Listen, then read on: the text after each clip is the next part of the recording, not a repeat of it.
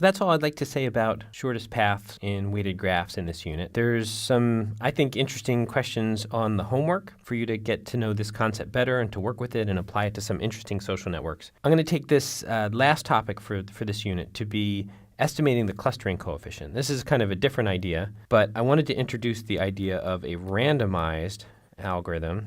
And we did that a little bit in the context of the expected linear time top K algorithm. And in that case, the answer that it returned was always the correct answer, but the time that it took was actually a random variable that on average was linear in the size of the list. We're going to now look at computing the clustering coefficient approximately. This is a really useful thing to do if the exact answer doesn't matter very much, which often when you're doing social network analysis, it doesn't really matter that much exactly what something like the clustering coefficient is. You want to just get the ballpark, whether it's heavily clustered or loosely clustered or slightly more clustered than the movie database or not. So just getting it correct to a couple digits is probably sufficient. But for the case of the clustering coefficient, getting the exact answer is actually pretty expensive. So just to remind you, here's some code for computing the clustering coefficient of a graph with respect to a particular node V. So given a node V, or computing the clustering coefficient involves looking at all the neighbors of V, going through them one by one, and looking at the pairs of the neighbors. And for each pair of neighbors, it does a calculation to compute how connected it is and then returns a measure of how densely connected the neighbors are. But that's for each node, we need to look at the square of the degree to actually compute this. So if the degree is rather high, if the graph is fairly densely connected,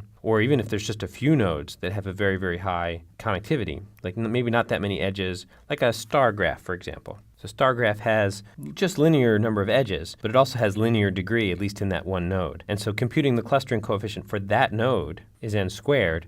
Well, I guess in this case, then the total running time is not going to be n cubed because we don't have n squared on each of those nodes. But the running time is still pretty high, and n squared is pretty high. And if this is actually a densely connected graph like a clique, we're talking about n squared for each of the nodes in the graph, which totals up to n cubed. And n cubed, for something like the Marvel Comics graph where you have 6,000 nodes, 6,000 cubed is a pretty substantial number, even by current computing standards. So we'd like to have a way of getting a pretty good answer in time a lot less than this. Here's a kind of a formula for the clustering coefficient. The clustering coefficient of a graph, you have to sum all the nodes in the graph. We're going to average it for the n nodes in the graph. And then for each of those nodes, what we do is we sum up for all the pairs of nodes that are neighbors of the node, V.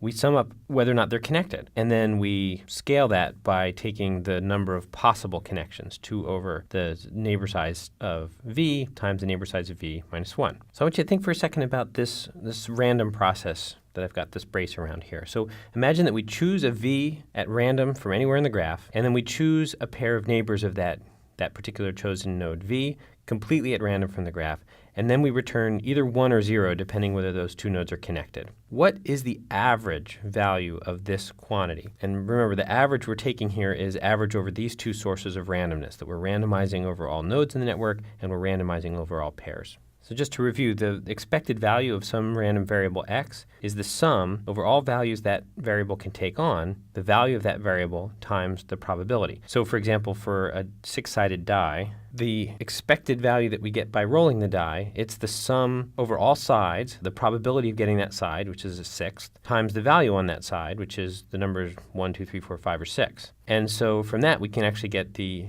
average value that comes up on the die, or the expected value. So given that, and if we're given a V, what's the expected value of CWX?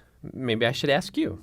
So here's a skeleton to get you started. I'd like to know the expected value of this C, this connectivity variable, given a graph G and a node V of that graph. And I'll predefine for you the set of neighbors of V and the degree of V, the number of neighbors. The expression x in G of W is true if x and W are connected in the graph. So those are the pieces that you need. Calculate this value exactly, the expected value of the connectivity of W and X for uniformly randomly selected W and X from the set of neighbors. So write that code and we'll test it for you.